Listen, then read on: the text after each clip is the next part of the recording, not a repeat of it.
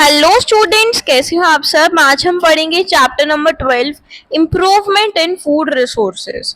So we all know that कि जो living organisms होते हैं उनको फूड की रिक्वायरमेंट होती है। तो food supplies protein, carbohydrates, fats, vitamin and minerals जिसकी हमें रिक्वायरमेंट होती है, हमारी बॉडी को डेवलपमेंट के लिए ज़रूरत होती है। जो बॉडी पार्ट्स होते हैं उनको ग्रोथ की ज़रूरत होती है, हमारी हेल्थ को उनकी रिक्वायरमेंट होती है। सो प्लांट्स और एनिमल्स से हम मेजर सोर्सेज हैं जहाँ से हमें फूड रिक्वायर होता है, मिलता है। सो ये ऑब्टेन करते हैं हम, ये जो फूड होता है ये हम एग्रीकल्चर और एनिमल हस्बेंड्री से ऑब्टेन करते हैं। न्यूज़पेपर में हमने रीड किया है कि जो एफर्ट्स हैं वो हमेशा प्रोडक्शन को इम्प्रूव करने के लिए लगाए जाते हैं। तो ऐसा क्यों होता है, why is this necessary, why we can not make do with the current levels of production. So India एक बहुत पॉपुलस कंट्री है, मीन्स यहाँ पे पॉपुलेशन बहुत लार्ज अमाउंट में है और वो स्टिल ग्रो करती रहती है। As for this growing population we will soon need more than a quarter of a billion tons of grain every year. जैसे जैसे हमारी पॉपुलेशन इंक्रीज हो रही है तो सभी को खाने की रिक्वायरमेंट होती है, सभी को खाना खाना होता है। तो उसी की वजह से फूड की भी ग्रोइंग पॉपुलेशन होगी, ग्रोइंग रिक्वायरमेंट होगी। So this can be done by farming on more land. तो ये ऐसे तभी हो सकता है जब हमारे पास लैंड ज़्यादा हो, जिसकी वजह से हम क्रॉपिंग ज़्यादा कर पाएंगे और फूड का प्रोडक्शन ज़्यादा होगा। बट इंडिया क्या है, इंडिया एक इंटेंसिवली कल्टिवेटेड कंट्री है। एज अ रिजल्ट तो हमारे पास कोई मेजर स्कोप नहीं है जिसके अंदर हम उसको लैंड का जो एरिया है उसको इंक्रीज कर सकें। Therefore it is necessary to increase our production efficiency for both crops and life stock. तो हम क्रॉप्स की एफिशिएंसी को, लाइफ स्टॉक को बढ़ाने की कोशिश करते हैं। Efforts to meet the food demand by increasing food production have led to some successes so far. So we have had the green revolution जो कंट्रीब्यूट करता है इंक्रीज फूड ग्रेन प्रोडक्शन को।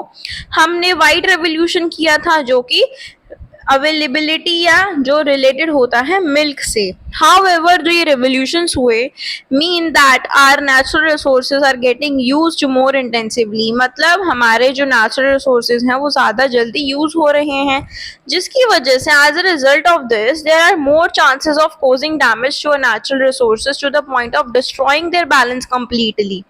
तो अगर natural resources खत्म हो जाएंगे so एक balance जो होता है वो बिल्कुल destroy होना शुरू हो जाएगा। Therefore it is important that we should increase food production। तो हमारे लिए important है कि हम food production को increase करें, बिना किसी environment को कोई भी हानि पहुंचाते हुए हमें food को ज़्यादा produce करने की capacity रखनी है। Next है disturbing the balances, maintaining it। Hence, there is a need for sustainable practices in agriculture and animal husbandry। So, simply increasing grain production for storage in warehouses cannot solve the problem of malnutrition and hunger। So, simply अगर हम grain की production कर रहे हैं, उसको हम सिर्फ store कर रहे हैं warehouses के अंदर, तो उसकी वजह से कोई भी सॉल्वेशन नहीं होगा किसी भी प्रॉब्लम का। So people should have money to purchase food. लोगों के पास पैसा होना जरूरी है तभी वो खाने को खरीद पाएंगे। Food security depends on both availability of food and access to it. So food security है जो उसकी अवेलेबिलिटी पे डिपेंड करता है कि आपके पास कितना एक्सेस है। The majority of our population depend करती है agriculture for their livelihood. Increasing the incomes of people working in agriculture is therefore necessary to combat the problem of hunger। तो अगर हम उनकी इनकम को इंक्रीज कर देंगे तो ये एक सोल्यूशन हमारा हो जाएगा। Scientific management practices should be undertaken to obtain high yields from farms। For sustained livelihood के लिए हमें क्या करना चाहिए, मिक्स्ड फार्मिंग, इंटरक्रॉपिंग या इंटीग्रेटेड फार्मिंग प्रैक्टिसेस को हमें लेना चाहिए। We should use these type of practices। For example, combine agriculture with livestock, poultry, fisheries या beekeeping। So improvement in crop yields। अब crop yields की improvement की अगर हम बात करें तो cereals जैसे कि wheat, rice, maize, millets, जो भी हम चीज़ें खाते हैं जिससे हमें कार्बोहाइड्रेट्स मिलते हैं और वो हमारी एनर्जी के रिक्वायरमेंट्स को फुलफिल करता है। पल्सेस जैसे gram, pea, black gram, green gram और ऑयल सीड्स जिसमें soybean, groundnuts, sesame, castor, mustard, linseed and sunflower, ये सारे प्रोवाइड करते हैं हमें necessary fats. Vegetables, spices and fruits provide a wide range of vitamins and minerals in addition to small amounts of proteins, carbohydrates and fats. तो in addition to these food crops, ये जो हमने सारी food crops पढ़े, fodder crop जो होते हैं, बरसीम, ओट्स, सुदान ग्रास, ये सारे रेस्ट हमें करने हैं as food for the livestock. अब different crops require different climatic conditions, temperature and photo periods for their growth and completion of their life cycle. अब सभी जो different types के crops होते हैं उनको different climatic conditions की requirement होती है, तभी वो grow कर सकते हैं. Photo periods related करते हैं related to the duration of sunlight, कि growth of plants और flowering के लिए वो dependent होते हैं sunlight पे. As we all know, plants manufacture करते हैं food in the presence of sunlight by the process of photosynthesis. तो कुछ ऐसे क्रॉप्स होते हैं जो कि रेनी सीजन में ग्रो करते हैं, उनको हम क्या बोलते हैं बताओ? हम उनको बोलते हैं kharif season from the month of June to October. और कुछ ऐसे क्रॉप्स होते हैं जो कि विंटर सीजन में ग्रो होते हैं, that is known as rabi season. ये राबी क्रॉप्स जो नवंबर टू अप्रैल होते हैं. Paddy, soybean, pigeon pea, maize, cotton, green gram, black gram, ये सारे खारिफ क्रॉप्स हैं. Whereas wheat, gram, peas, mustard, linseed, ये सारे राबी क्रॉप्स हैं.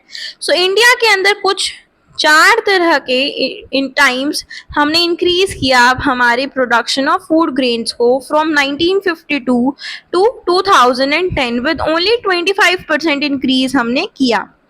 सो if we think of the practices जो कि इन्वॉल्व हुए फार्मिंग के अंदर, तो हमने देखा कि we can divide it into the 3 stages. तो फर्स्ट चॉइस होती है हमारी, फर्स्ट स्टेज होती है चॉइस ऑफ सीड्स, जिसको हमें प्लांटिंग में यूज करना है. सेकेंड है nurturing of the crop plants, हम उसको कैसे नर्चर कर रहे हैं. Third is protection of the growing and harvested crops from loss. अब जो प्लांट्स ग्रो हुए हैं उन्हें हमें पेस्ट से, इंसेक्ट से बचाना है. So major group of activity कौन कौन सी होती हैं? एक तो होती है क्रॉप की वेराइटी को इम्प्रूव करना, क्रॉप की प्रोडक्शन को इम्प्रूव करना, और थर्ड वन इज क्रॉप की प्रोटेक्शन मैनेजमेंट करना.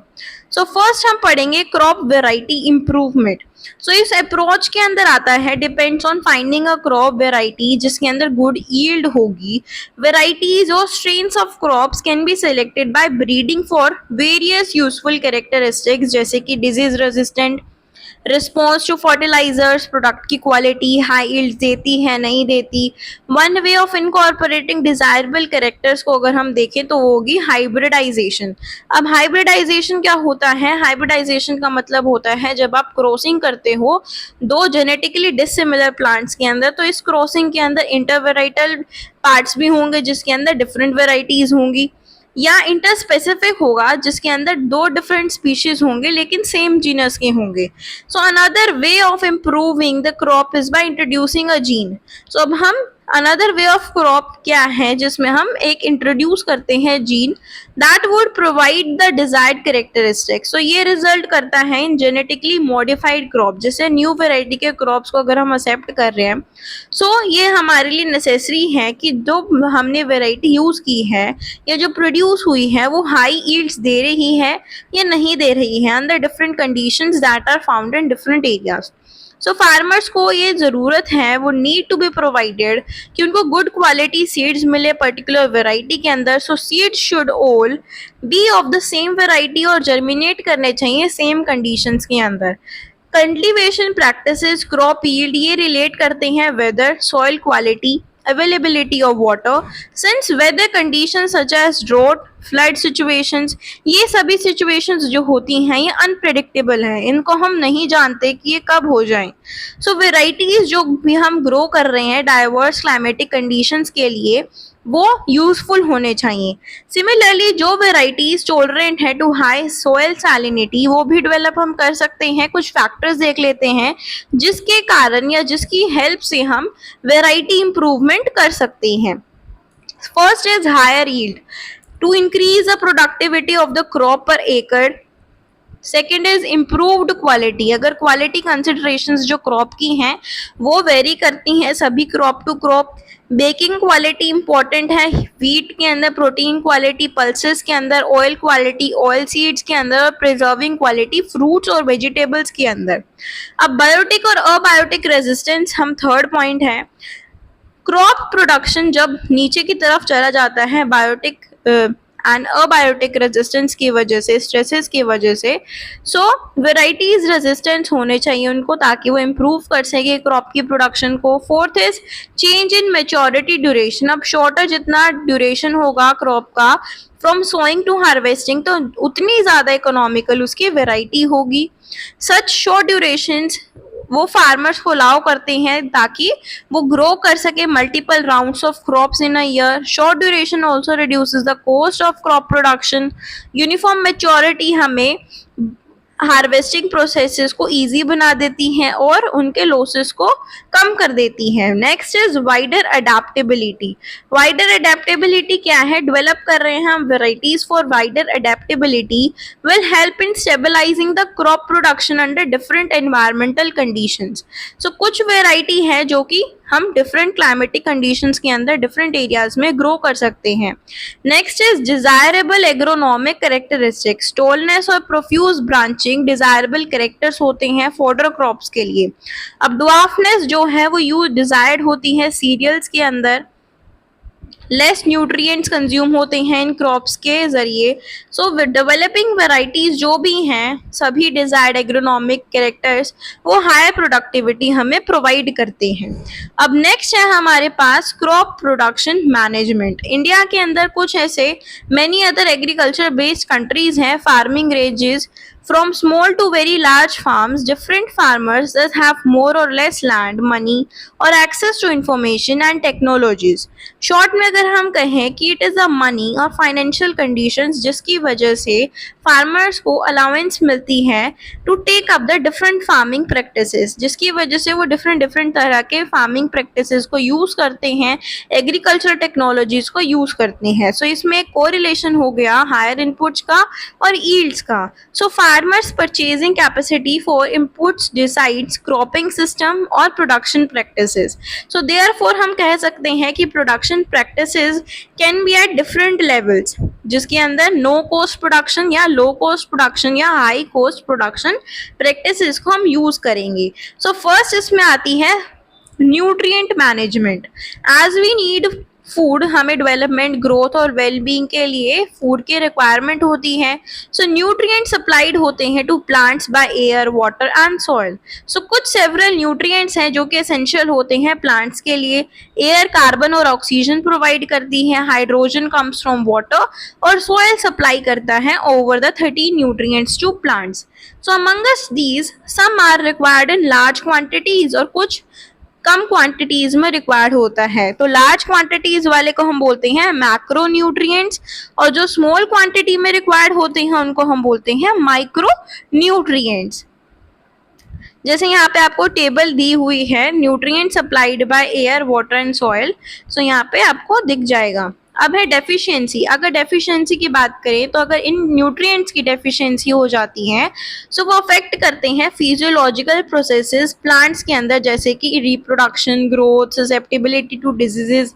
सो इन यील्ड को इंक्रीज करने के लिए सॉइल को एनरिच होना चाहिए, जिसके अंदर बहुत ज़्यादा सप्लाई में न्यूट्रिएंट्स होने चाहिए in the form of manure and fertilisers. अब मैन्योर क्या होता है? मैन्योर के अंदर लार्ज क्वांटिटी की ऑर्गेनिक मैटर और स्मॉल क्वांटिटी के न्यूट्रिएंट्स प्रेजेंट होते हैं जो कि वो सॉइल को देता है।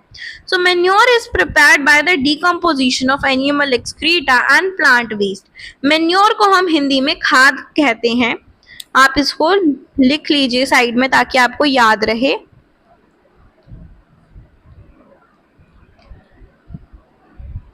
ठीक है, तो मैन्योर क्या है, खाद होती है जिसमें प्लांट वेस्ट या एनिमल का जो एक्सक्रीटा होता है उसको हम डिकम्पोज करके रखते हैं, जिसके बाद वो डिकम्पोज होने के बाद वो मिट्टी में कन्वर्ट हो जाता है। So manure helps in enriching the soil with nutrients and organic matter, और उसकी सॉइल फर्टिलिटी को इंक्रीज कर देता है। So the bulk of organic matter in manure helps in improving the soil structure.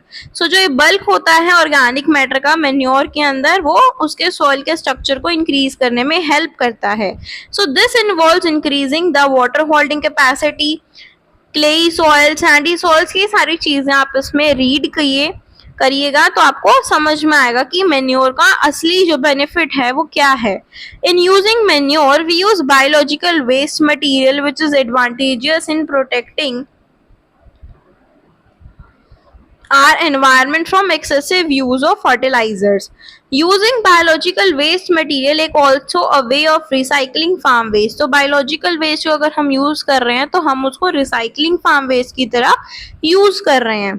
जैसे कंपोस्ट है, वर्मी कंपोस्ट है, जिसमें फार्म वेस्ट मटेरियल जो भी लाइफ स्टॉक एक्सक्रीटा है, वेजिटेबल वेस्ट है, सीवेज वेस्ट है, उसको हम डिकम्पोज करते हैं पिट के अंदर, इज नोन एज कंपोस्टिंग। अगर कंपोस्ट ऑर्गेनिक मैटर के अंदर रिच होती है, न्यूट्रिएंट्स के अंदर रिच होती है। So compost is also prepared by the using of earthworms, जिसमें हम अर्थवॉर्म्स को यूज करके कंपोस्ट बनाते हैं, उसको हम वर्मी कंपोस्ट बोलते हैं। अब ग्रीन मैन्योर क्या है, ग्रीन मैन्योर में सम प्लांट जैसे कि सन हैम्प, गुआर, ये ग्रो किए जाते हैं, then mulched by ploughing them into the soil. तो ये ग्रीन प्लांट्स किस में कन्वर्ट हो जाते हैं, ग्रीन मैन्योर में, जो कि सॉइल के एनरिचमेंट में हेल्प करते हैं। नेक्स्ट है फर्टिलाइजर्स। अब fertilisers commercially produced plant nutrients होते हैं। फर्टिलाइजर्स नाइट्रोजन, फॉस्फोरस, पोटाशियम को सप्लाई करते हैं। They are used to ensure good vegetative growth, जो कि हाई राइज करते हैं to healthy plants. So fertilisers एक फैक्टर है in the higher yields of high cost farming. Fertilisers को अप्लाई करना चाहिए careful in the terms of proper dose, time और observing the pre and post application precautions for the complete utilization. For example कुछ समय क्या होता है, sometimes fertilizers washed away हो जाते हैं due to excessive irrigation and are not fully absorbed by the plants. So excess fertilizers then leads to water pollution. Also, as we have seen in the previous class, continuous अगर use कर रहे हैं fertilizers का एक area के अंदर, वो soil fertility को destroy कर देता है because organic matter in the soil जो कि रिप्लेनिश नहीं होता, और माइक्रो ऑर्गेनिज्म सॉइल के अंदर वो हार्म हो जाते हैं by the fertilisers use. So short term benefits of using fertilisers और long term benefits of using manure for maintaining soil fertility have to be considered while aiming for optimum yields in crop production. Organic farming एक farming system है जिसमें हम minimal या no use of chemicals का use करते हैं, और maximum input इसमें ऑर्गेनिक मैन्योर्स का लगता है। ठीक है, जिसमें हम नीम, बायो फर्टिलाइजर्स, बायो पेस्टिसाइड्स का यूज करते हैं। ये जो क्रॉपिंग सिस्टम्स होते हैं ये बेनिफिशियल होते हैं इन insect, paste and wheat control besides providing nutrients.